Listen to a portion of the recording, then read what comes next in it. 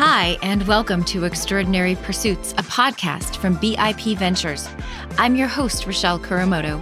Join me each week for masterclasses and conversations about the skills and experiences that matter most to startups in the innovation economy. You will hear from subject matter experts and founders. We're here to inspire, inform, and occasionally even entertain you. Let's get started. This week, we sit down with BIP Capital CEO and managing partner, Mark Buffington.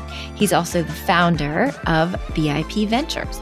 This is an episode for the founders. In this short half-an-hour conversation, Mark tells his story of entrepreneurship and shares experienced observations about one of the most critical inflection points in a company's life cycle, the evolution from visionary founder to high-performance CEO. Mark draws on more than 2 decades of experience as an economist, investor, performance engineer, and entrepreneur to explain why success at scale demands more than vision, grit, and charisma. He is candid and humble, and in this conversation, he shares how the traits that ignite early-stage growth must be broadened and not discarded to build an enduring organization. This is a special personal conversation that will give you a thoughtful and useful guide to mastering the next phase of your journey. Let's get started.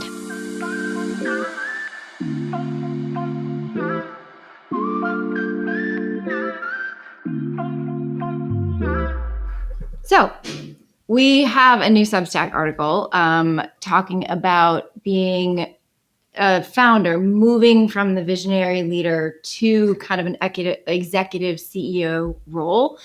And I thought it would be a really worthwhile Extraordinary Pursuits episode to have you join us to talk through that. In particular, there's a quote in the article that says that this is a transition not simply of title, but of mindset, capabilities, and purpose. And for many founders, that evolution means reshaping the DNA that drove them to become an entrepreneur. Big words. Those are big words, and it's actually an even bigger chasm. And so, with 2 decades of experience as an entrepreneur, as an operator, as an investor, working with entrepreneurs, you've seen this journey countless times. Yeah. So, what I'd love to do is to really dig in on that evolution, and see if we can't provide some learnings and some ways that, our founders who are listening can navigate that a little more smoothly. Sure. So, let's just start at the beginning, with an early stage founder, and leader. What does good look like in that role?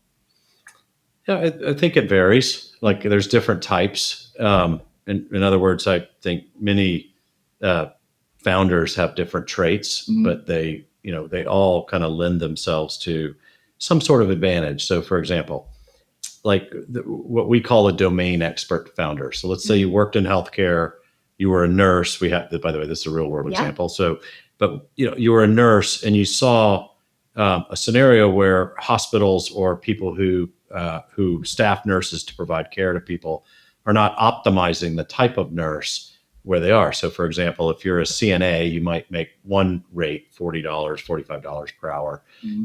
But if you're an RN5 or a nurse practitioner, you might make $65 to $85 per hour. But a CNA is a totally different role and set of skills than an RN5 or a nurse practitioner. And so you don't necessarily pay 2 times the rate for somebody that would be much cheaper than do the rate. It's one of the big problems in healthcare is, A, we have shortages of certain types of labor, but B, we're not super optimized on how we deploy that labor efficiently for cost and effect. And so, this particular founder had deep domain expertise because she lived it. And so she had just very unique knowledge. So that's a skill. I think there are others who are just, absolutely kind of force of nature. They tend to go break down problems, think about problems, study those problems. And even though they don't have domain expertise, they're very good at figuring out forces or almost like big tectonic plates that are shifting and then going to get in front of that and to create a solution. And a lot of those folks, they haven't lived it. So they'll spend time researching something for, 1 to 2 to 3 years. But they're just very good at discerning problems and then what the solutions should be. Yeah. So, I call those solution-oriented founders, but they don't necessarily have the domain expertise. It goes, I probably shouldn't say it, but for fun, then there's entrepreneurs. They want to be a part of being an entrepreneur, but they don't really have, either domain expertise or, some unique ability to solve a problem, this ability to go do research and put the pieces together better than most people. But I think those are the people who are leveraging off of some advantage. Yeah. Whether it's domain expertise or whether it's the ability to solve problems or intuit problems and then solve them, I think is what makes a great founder. And they tend to be like maniacal about the problem. Okay. So, and I speak about this a little bit naturally. I certainly don't, given what I do for a living today, most of the people that we invest in don't necessarily think of us as entrepreneurs. But when Bill Harris and I started VIP Capital, the idea of combining private markets, this is over 20 years ago, was taboo. People told us we were absolutely nuts of taking a traditional wealth management business and essentially providing high quality access to the financial markets, to the private markets, was nuts. Why would you ever risk your franchise? Why would you ever do that? You're going to lose a lot of clients. As it's turned out, it's been a huge boon to us. And we, that would be a scenario where there's a little of both for me, domain expert, but I intuited these things, and so did Bill, and we were good partners because we played off each other. But the point being is, I've been through this as well, so I think that's where you're heading. Is okay. Tell me about that transition from founder to executive. And absolutely. And I think we talk about expertise, but I think your comment about being somewhat maniacal is interesting too, because I'm wondering if there are kind of personality traits that you see in really good early stage founders. And part of the reason I ask that question is because I think over time, what you can see is sometimes it's those things that are benefits at the early stage can be speed bumps. Not necessarily benefits. Exactly. So, I say this all the time. The same skills, for example, you got to be a little irrational to launch something and start something. Right. You have to believe that you can do it better when a lot of times the evidence, or at least the statistics, are lined up against you. Yeah. And so there's a little bit of irrationality there to go do that. Well, that same kind of courage, irrationality, whatever it might be, that gets you to sparks you to launch a business, are not necessarily great skills, irrationality and emotion and courage for managing 100 people. And so if you scale your business, those are complicated things. A totally different set of skills. And I've had to learn the hard way that managing people, irrationality doesn't work very well. And so, but that that kind of courage, that kind of conviction when you don't have the facts lined up, is great for a founder, but not necessarily for somebody managing and leading a lot of people. Yeah. So you've used the word learn here. And in the article, you talk about graduating to a high performance CEO role. So that to me sounds like a gradual process, not an abrupt shift, right? So can you talk a little bit about how founders can go through that preparation and if there are certain things that they should be attuned to as they're evolving toward that graduation? Yeah. Well, I think in the quote, it says, a transition, not simply of title, but mindset. It starts with mindset. Okay. And what I find with most founders, including this one, was when I started, I actually thought I was a good CEO. And, and it took a while of if I went and looked at the data though, after the fact, it was, I wasn't a particularly good hirer of people. I didn't necessarily conduct great interviews. I hired people that I liked, but not that were super competent. Yeah. Just all the things that you see from first-time CEOs. I mean, I certainly did that as well. And then managing people. Like I noticed that there were just, I was so focused on building the product and serving, our clients that a lot of times I neglected, developing the team to do that. And almost every founder, this one included, hits a phase where if you are successful, all of a sudden you hit a bandwidth constraint. Yeah. And it's like, there's no way I can continue scaling. Yeah. And I say that all the time. And that was a hard lesson to learn, was I can't scale myself anymore. Yeah. So I have to scale through people. Yeah. And that was that mindset. And then, wait a minute, how good am I at that? Not very good. And I really wasn't. And so I had to go back to school. I mean, I have a coach, a mentor, somebody that I talk to all the time about this. I think that realization for most of the founders we work with is a hard one, because they think to themselves, and I can speak from experience, like, oh, I started this thing, I'm the CEO, like what I say is the right way, and I know best. But the truth of the matter is, somebody who has a great idea on, like I said earlier, combining private markets with the traditional wealth management platform, or they're a 26-year-old brilliant technologist. But the fact of the matter is, what do they really know about scaling a sales force, right, or developing high-end marketing plans and generating leads, especially if they're 26? They spent their whole life, mostly probably in an academic setting, studying technology, or studying finance, but not necessarily studying marketing, sales process, and all these other things. So we, in talking to founders, but also the advice I've given myself when I look in the mirror, this is probably a decade or two ago, you're really not that good at these skills. You don't have any experience. If you actually looked around and started absorbing from people who really do have these skill sets, it would help you incorporate those skills and become a better manager. So I think that's a big part of it. And I'll just tell you, you just reminded me of something my mentor said to me. When I was kind of making this transition, I was struggling, like, I've kind of hit a wall. We can't grow anymore. How do I build a team? I need to kind of retool. What do I focus on? All that stuff. And we went through a whole bunch of sessions. And at the end of it, he said, Mark, your career is going to go great if you stop swimming against the tide. And I said, it was a great piece of advice. Like, stop trying to pretend that you're something that you're not. Yeah. You're not a great CEO yet. You're not a great marketeer. You're not a great driver of sales process. But you can be that if you commit to it and surround yourself with people who really know that. Yeah, I think you've said a couple of things that are really worth sort of putting a pin in. I think one is that, the only thing you can't scale is yourself. You cannot. And hiring for your weaknesses starts with understanding what where your weaknesses are, and being humble enough to, accept them, and then, and then look for real skill, in those people, not just people you like. Yeah. So I think that those are really good things to mention. That's another, I'm sorry to interrupt. One other great point is, I realized that I needed to hire people that were going to challenge me. Like, I might have a viewpoint on how to go to market or how to position a sale.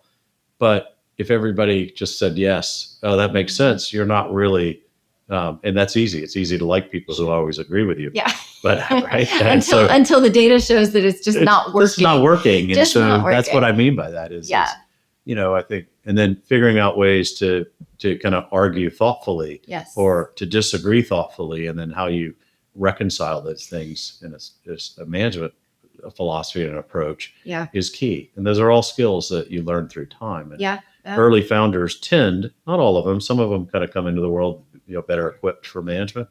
But most founders tend to have to climb that ladder and understanding and look in the mirror and understand things and where their weaknesses are. Yeah. And you said something I think is really interesting. We talk about early stage founders being really brave, really courageous.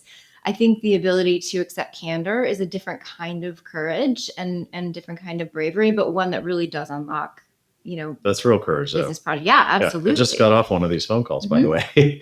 They weren't so accepting of the candor. but that happens. It happens day to day. One question that I would have, and I think that, if I'm a founder and I'm listening and I'm saying, oh, you know what, I'm a domain expertise founder, or, vice versa, I'm someone who is like a problem solving founder. Is one or the other, do you think, maybe more naturally adept at starting to make this transition, or are there watch-outs for different types of founders? Yeah, the data would suggest, just to put it in perspective, I have over 160 unique investments. So that's probably a statistically significant sample. But on the okay. other hand, yeah, but on the other hand, it's not like some massive sample where you know, right? But we've done both domain experts and then deep problem solvers. They both have to climb this ladder. I couldn't say like one is more equipped or one is not more equipped. Okay. I think that gets more into demeanor and like I know you've had David Rudolph on the podcast in the past, and he's a great learner. Like he doesn't always agree with what I tell him, and vice versa. But there's always a deep respect for, and he was a domain expert. He came out of Turner. He built media rights, but he was also a problem solver. So he had skills from both. But but there was always a really good, and there still is today, a great give and take. And that's not to say we don't, really challenge each other on whether it's strategic concepts or pace of investment in a product development process or whatever it might be. We pretty much rely on each other, if that makes sense, to challenge each other and to sounding board and all that. But I couldn't say one is more equipped than the other. I think it really boils down to getting to that point where you realize, like, I need to look in the mirror and decide what I'm good at and hire for my weaknesses and be mature enough to understand that really good talent is going to challenge you. They're going to make you think through things. They're going to understand your weaknesses, even though David and I don't, necessarily overtly outright say, hey, you have these strengths, I have these strengths.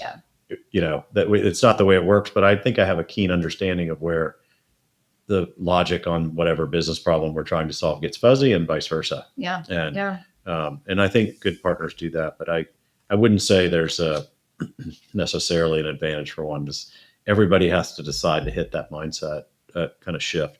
But I would say, though, one more comment on this. It would be nice, and it would have been nice for this one too, if people decided to make that mindset shift before the actual business equation necessitated it. Like, oh my gosh, I can't scale anymore. I really need to think about this and start developing early. I don't know. Like, we're trying to solve that through performance engineering. I was just going to ask you about that.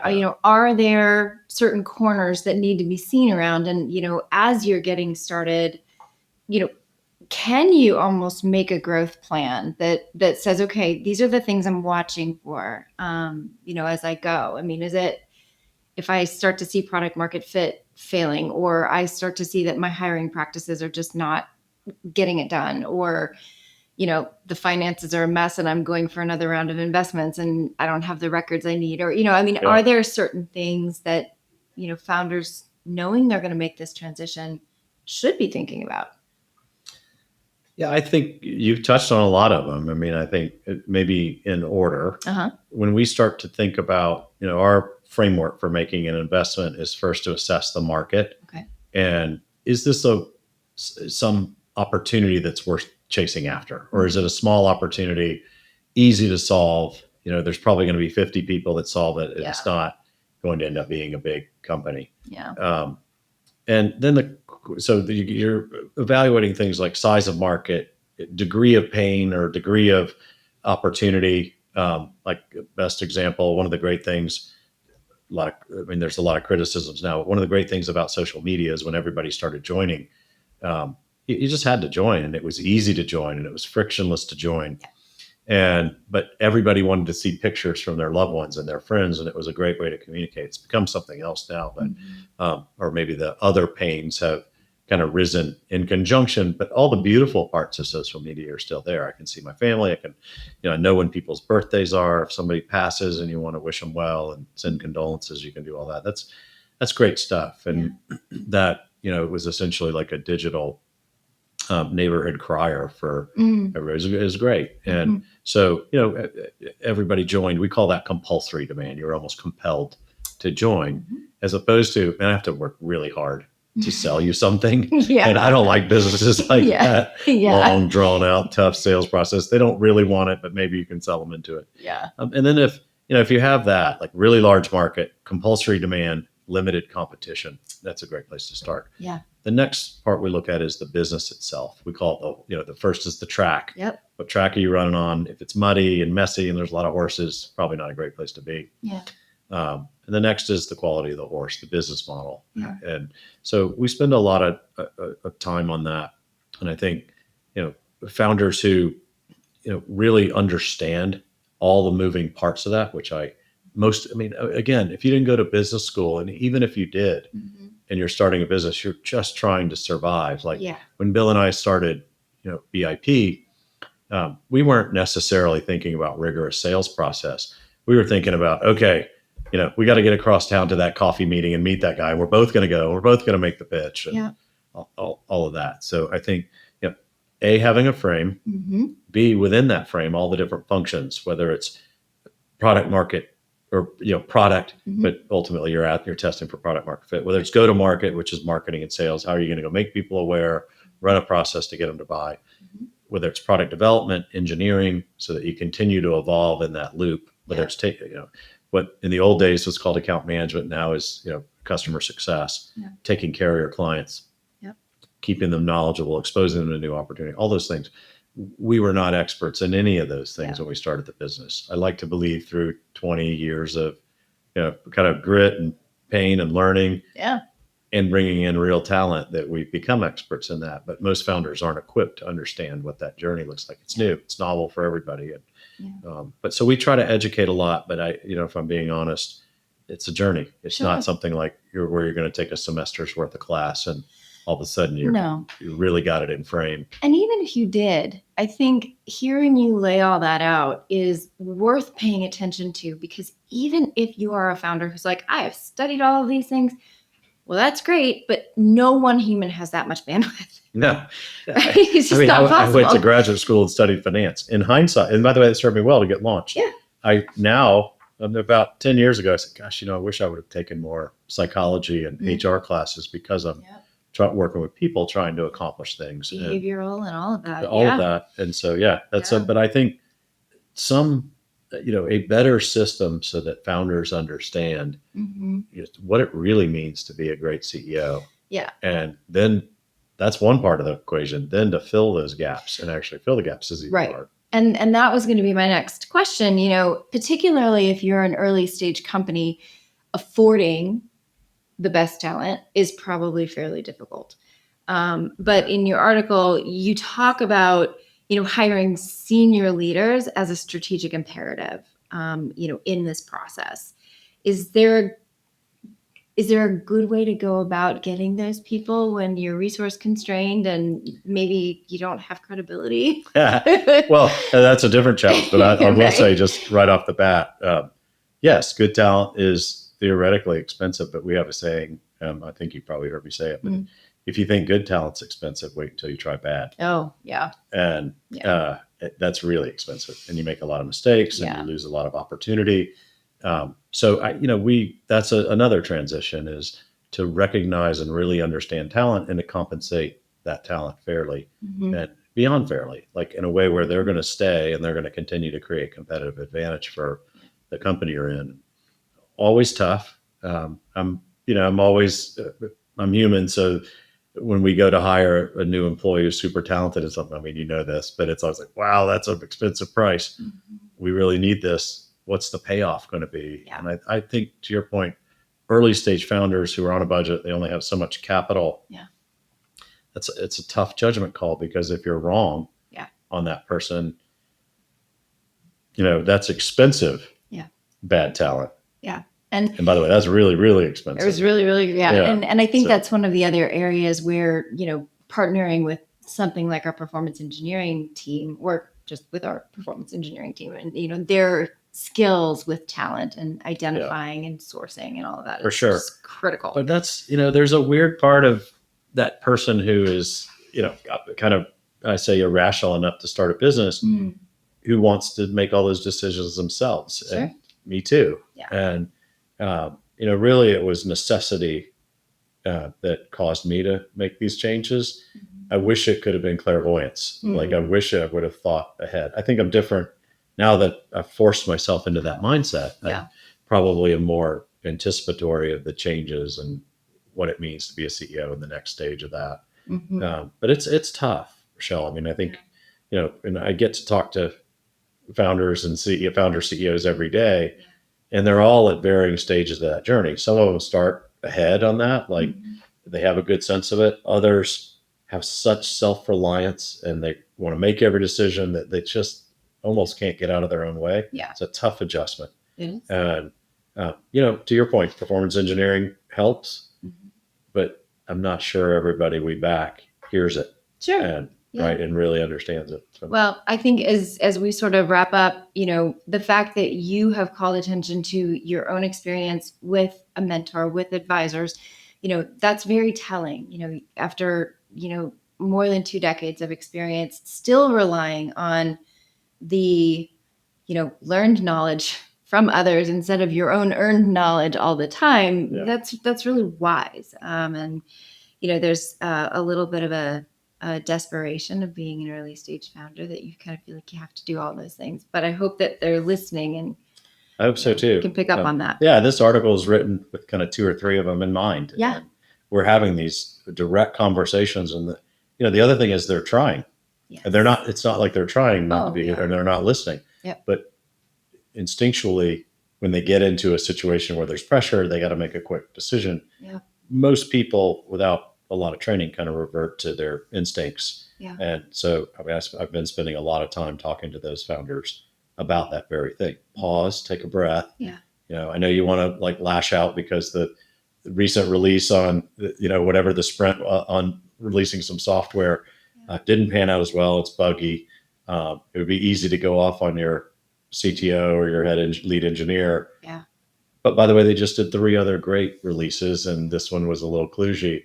You got to balance that emotion, and that takes time to learn. Yeah, definitely. Well, this is incredibly wise, and thank you so much for the time and the article. If someone hasn't read it, we will link it in the show notes so that they can find it.